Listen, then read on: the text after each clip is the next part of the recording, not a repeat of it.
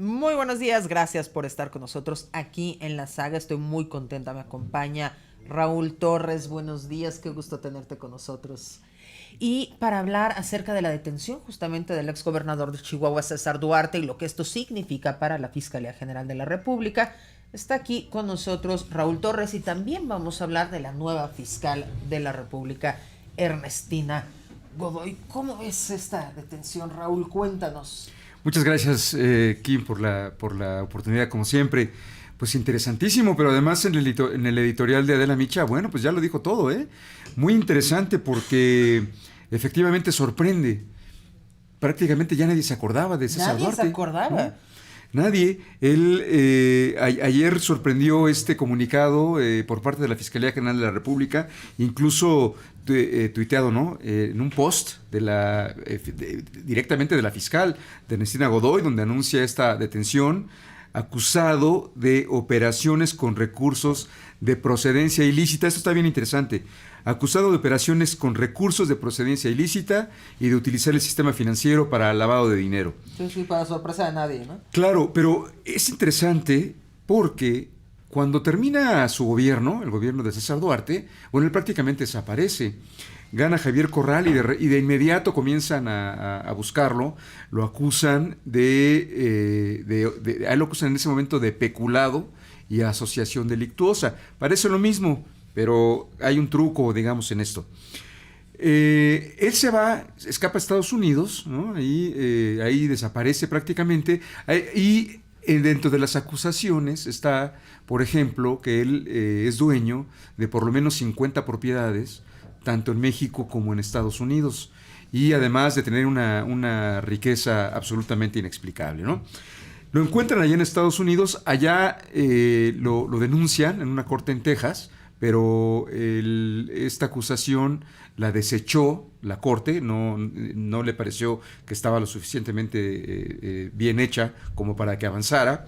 Sin embargo, fue detenido en Florida, en donde había una solicitud de extradición por parte del gobierno de México, lo tiene que hacer la Secretaría de Relaciones Exteriores, pero quien lo estaba acusando era el gobierno de Chihuahua, ¿no? Entonces él estuvo detenido desde 2020 hasta 2022, que es cuando por fin es extraditado, y es enviado directamente a Chihuahua.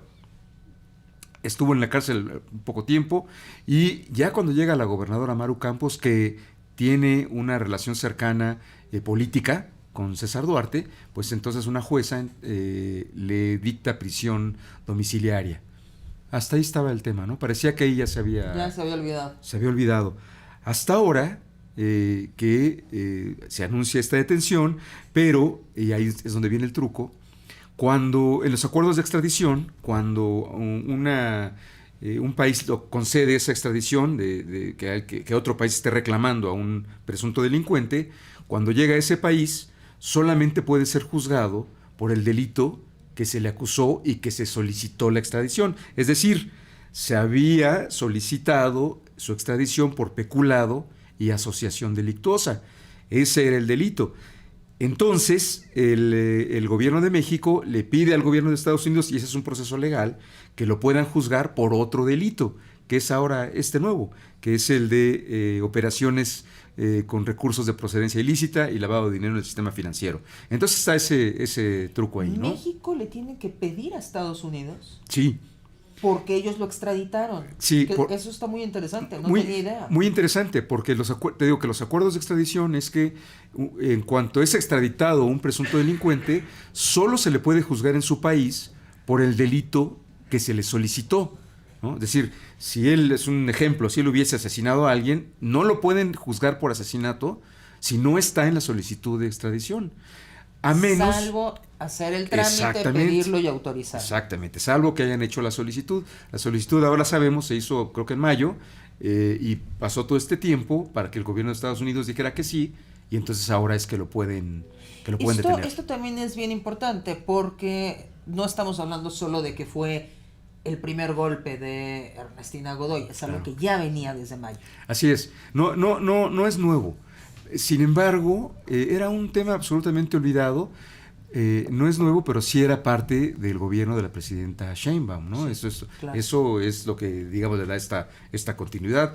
Pero aquí no hay que perder de vista, y este simplemente es un análisis, no hay que perder de vista que alguien que está buscando y va a buscar la candidatura de Morena para la gubernatura a Chihuahua es la senadora Andrea Chávez, que como todos sabemos es parte del grupo político del senador Adán Augusto.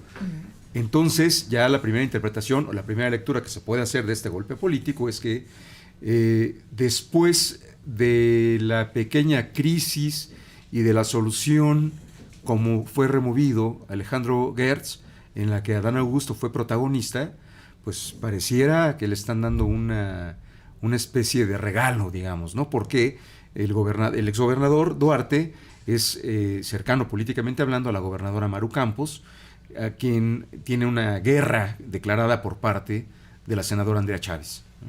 Eso me parece por demás interesante. Hay todo un ajedrez detrás de esta detención y un golpe. Y también ibas a hablar en especial de Ernestina Godoy.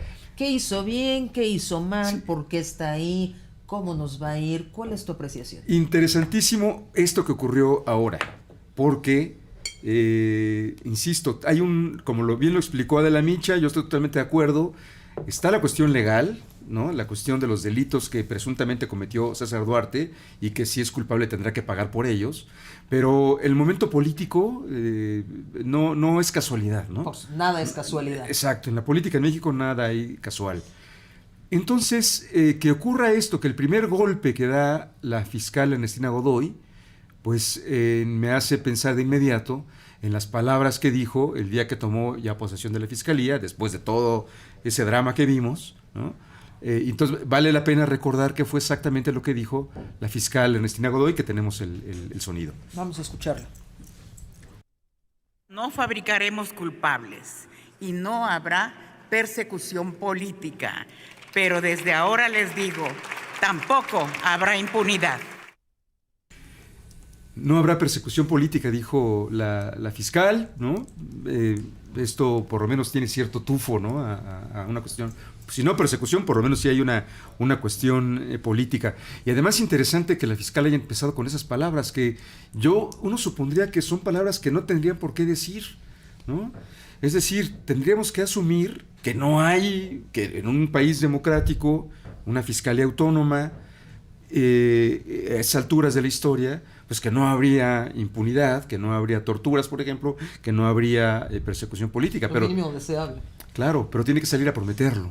Sí, es como cuando te dicen, oye, este hombre es honrado. Es lo mínimo que se espera, ¿no? De una persona, no es un plus. O sea, es lo que tendría que ser. Claro, no tendría por qué ser de otra manera. Pero entonces, si me permites, si pasemos un poco a ver la historia reciente, digamos, de la fiscal y su paso por la Ciudad de México, claro, ¿no? Que fue importante.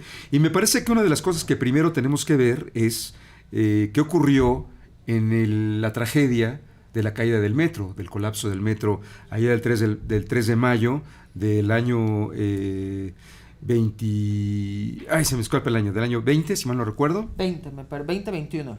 El 21, sí. La línea 12 del metro. Aquí vemos las imágenes, ¿no? De cómo se colapsó, cómo se dio esta investigación. 26 personas perdieron la vida. Brutal, qué sí, cosa. Y recuerdas cómo se dieron estas contradicciones que trajeron a una empresa europea para que hiciera el peritaje. El peritaje no les gustó, entonces pidieron que hicieran otro y luego demandaron a esa empresa. Detrás de todo esto estuvo la fiscal Ernestina Godoy. Hubo 10 personas, básicamente 10 personas acusadas. De estas 10 personas, todos están en libertad, no hay una sola persona en prisión. Incluso uno de ellos murió después de tanto tiempo. Y hay que decir que la fiscal nunca citó, por ejemplo, a declarar a Florencia Serranía, que era la directora del metro, ¿no? Claro. Que era, digamos, la principal responsable de esta situación. Y tampoco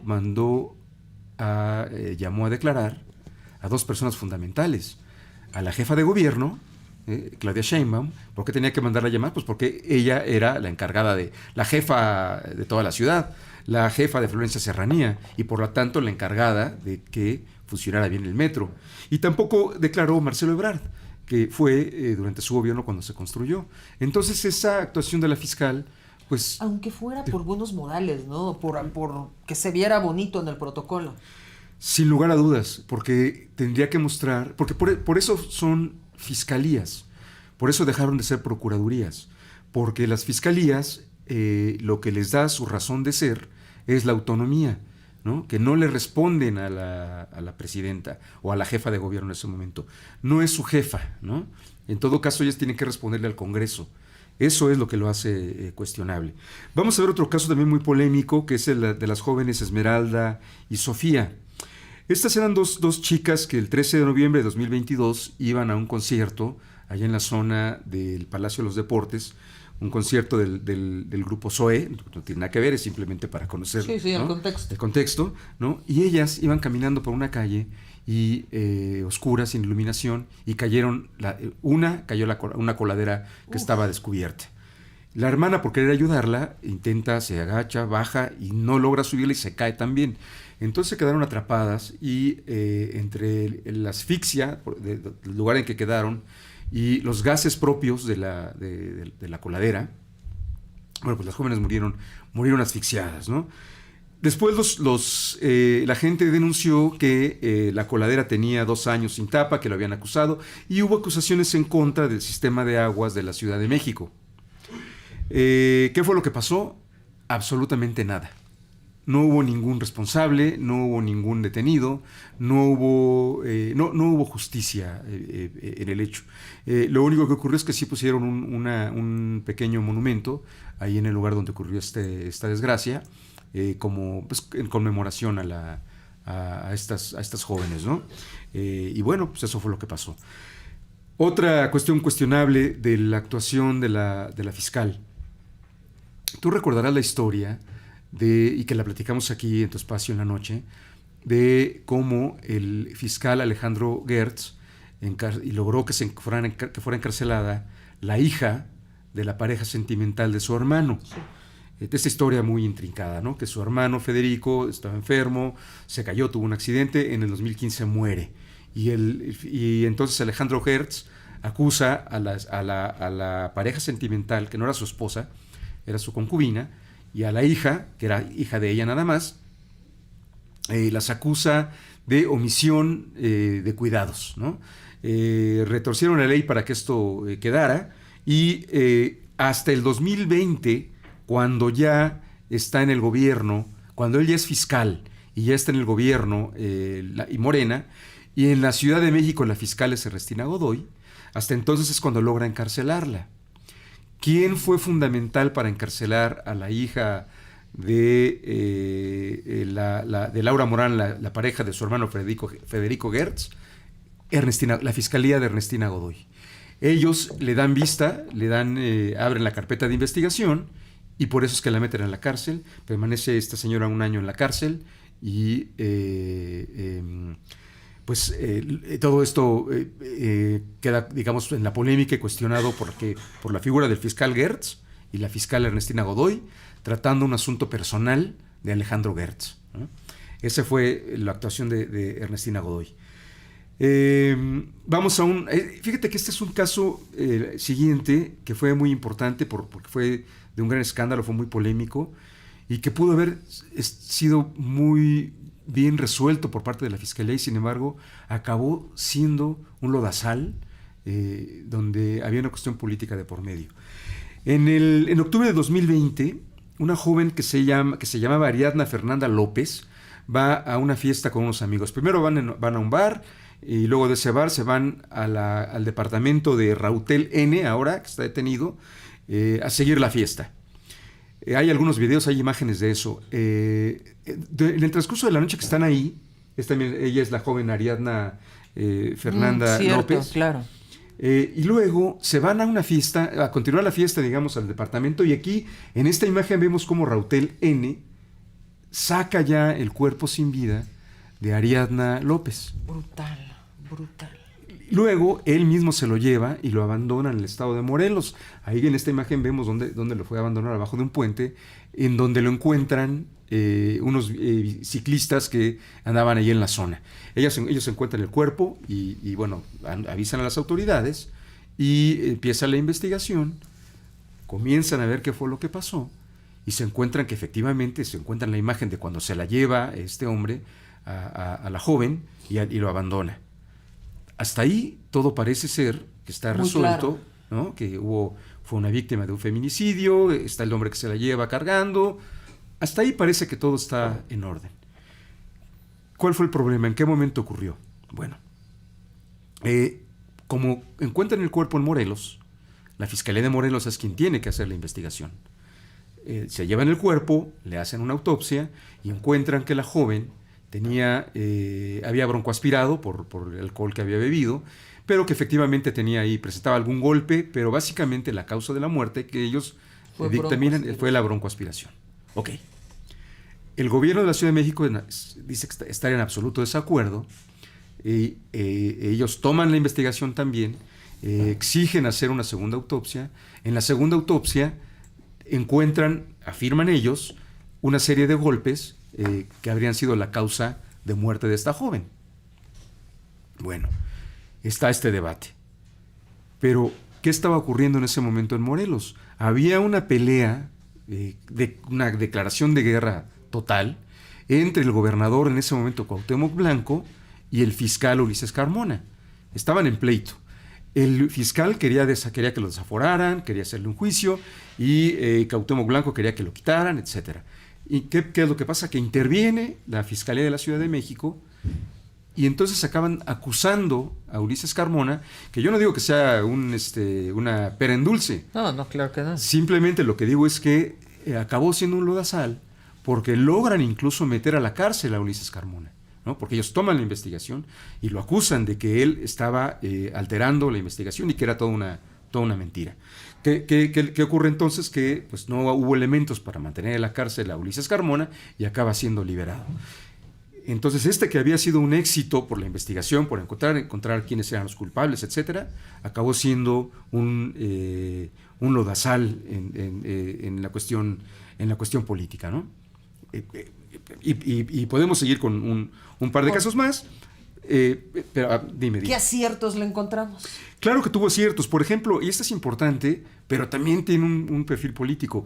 Ella fue la encargada de mostrar el cártel inmobiliario, que efectivamente funcionaban como un cártel, los panistas en la delegación Benito Juárez y también una parte en Miguel Hidalgo, en donde encontraron que estaban construyendo en lugares donde no se debía construir, ¿no? Encontraron que hacían edificios de 7, 8 pisos en lugar de ser 4. Encontraron que ellos algunos de ellos armaron venta de bienes inmuebles en donde ellos eran los beneficiarios, se beneficiaban. Entonces todo eso efectivamente tenía que perseguirse porque estaban haciendo las cosas mal. Lo único malo es que fue como se trataba de los panistas en la Ciudad de México, vimos como ahora en el caso de César Duarte una actuación rápida, ¿no? en contra del cártel inmobiliario. Pero fíjate que otra cosa que también hizo bien la fiscal durante su paso por la Ciudad de México fue que ellos lograron más de 3,000 arrestos de delincuentes que habían cometido hechos de alto impacto. Gente que cometió ejecuciones, extorsionadores y asesinos que estaban ligados al cártel Unión Tepito y también a la Antiunión, y también le dieron golpes importantes al cártel de Tláhuac. Es decir, en ese sentido, y en sí también tenía que ver el trabajo coordinado con el ahora secretario de Seguridad Federal, que lo era antes en la Ciudad de México, Omar García Harfuch.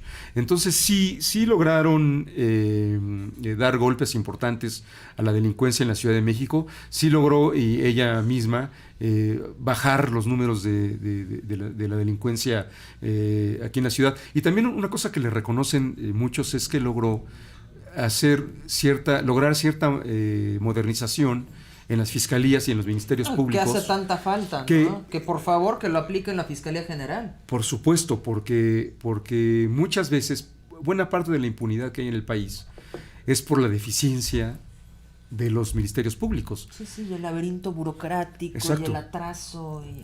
Así es increíble, ¿no? Con toda la tecnología que existe, que sigamos con ciertos procesos arcaicos propios del siglo pasado. Absolutamente. Y una cosa que se le reconoce a Ernestina Godoy es que logró cierto grado de modernización, de avance en los ministerios públicos, que les ha funcionado para que no se les caigan los casos, ¿no?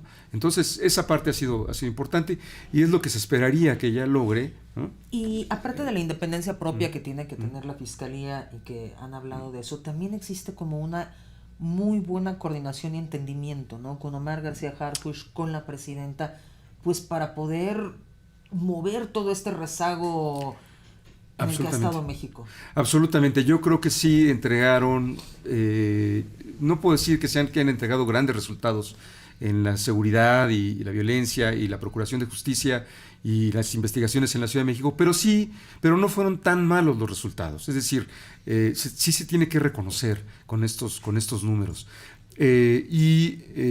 Pues en esa experiencia, pues uno esperaría que sí haya un avance importante, porque tienen muchas cosas que resolver. El fiscal, también lo platicamos aquí en tu espacio en la noche, tienen un rezago de 36,000 carpetas, investigaciones, denuncias en la Fiscalía. Y les tocan, pero también por otro lado, le tocan casos que tocan directamente a Morena, ¿no? y a la 4T.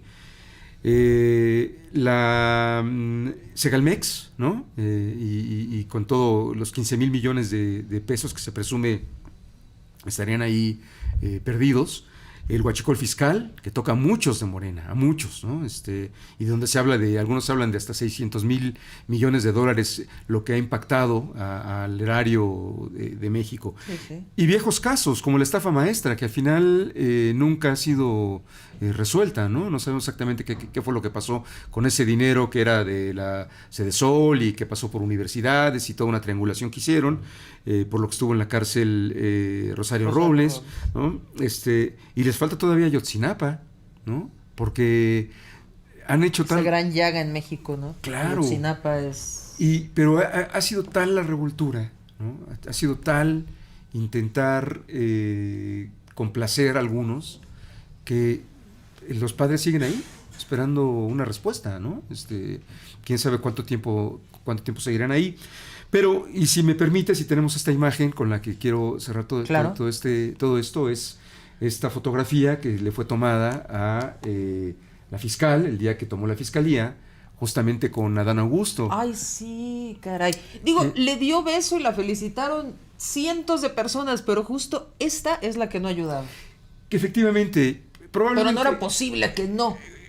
Justo. O sea, es absolutamente político el tema porque no era posible que no la felicitara. Totalmente. Por la posición de Adán Augusto, por la posición de ella.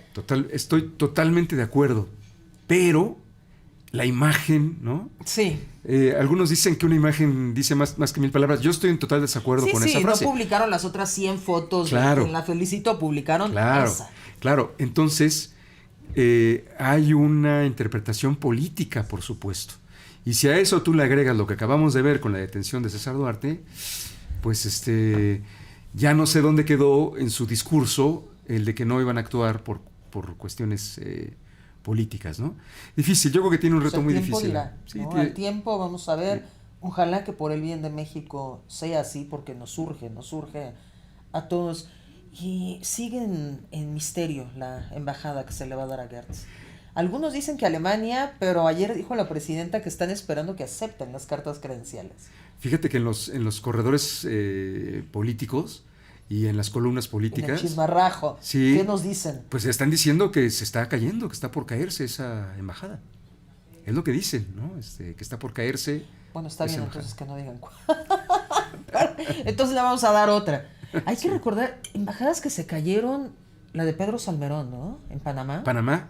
Claro. No recuerdo alguna otra que se haya...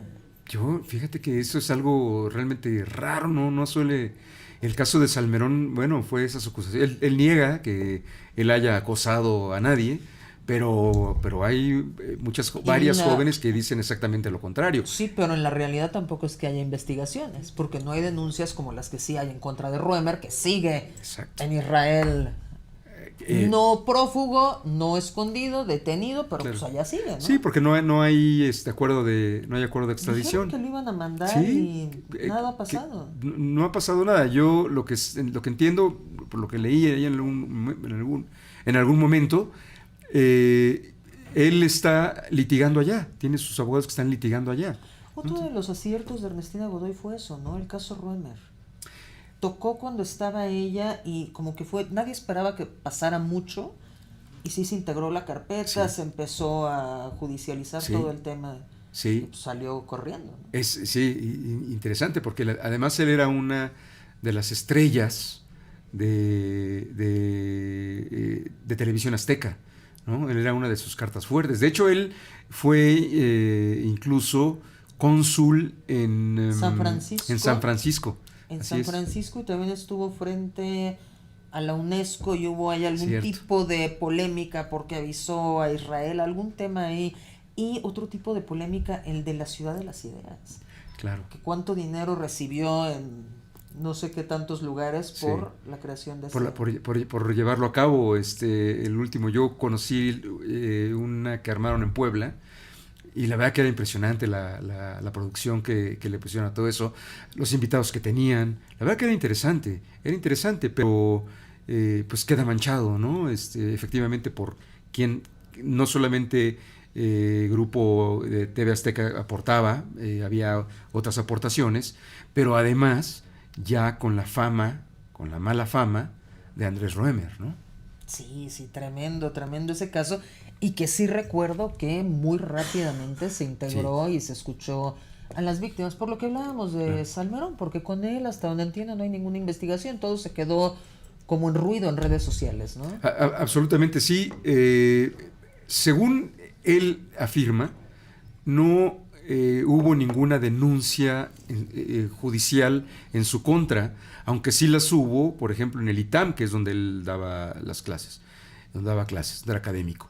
Y él después denunció judicialmente a quienes lo denunciaron, pero tampoco pasó gran cosa.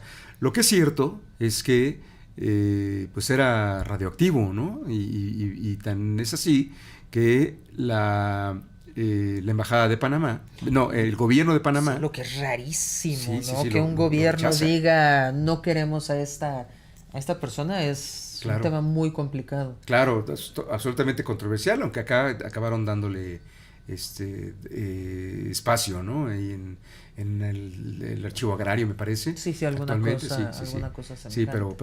pero efectivamente fue probablemente una de las, en el tema de Andrés Roemer, una buena integración por parte de la fiscal. Sí, lástima que no está Roemer, pero esperemos que Ojalá. suceda lo que tenga que suceder, sí. como con César Duarte, que si hicieron algo lo tengan que pagar, Claro. ¿no? Que no haya impunidad para ciertas figuras. Como siempre, Raúl Torres, muchísimas gracias por tu análisis, por estar aquí tan temprano y nos vemos mañana en la noche. Seguramente yo soy el agradecido. Gracias, muchas gracias. Y bueno, vamos a seguir porque tenemos mucha más información, ya se los comentábamos, bueno, en realidad no se los comenté al principio del programa. Va a estar con nosotros también Brenda Estefan, internacionalista, pues para hablar de temas interesantes de lo que está pasando con Donald Trump. Pero por lo pronto vamos a ver una investigación de Dani Ibáñez, porque Alfredo Ramírez Bedoya, gobernador de Michoacán, pidió no especular sobre la explosión de la camioneta que sacudió las instalaciones de una policía comunitaria. Hasta ahora no se sabe si este ataque fue en respuesta al Plan Michoacán, que ha logrado ya varias detenciones. Vamos a ver esta investigación de Dani Ibáñez. Sábado 6 de diciembre, Michoacán nuevamente vivió una jornada de violencia, un estado que constantemente vive bajo ataque. Cerca de las 11 de la mañana con 40 minutos, sobre la calle Ignacio López Rayón, una camioneta cargada de explosivos estalló frente a las instalaciones de la policía comunitaria del municipio de Coahuayana.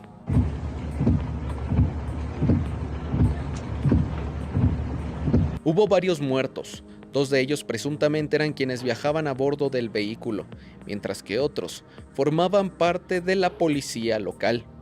Cabe señalar que esta policía comunitaria es encabezada por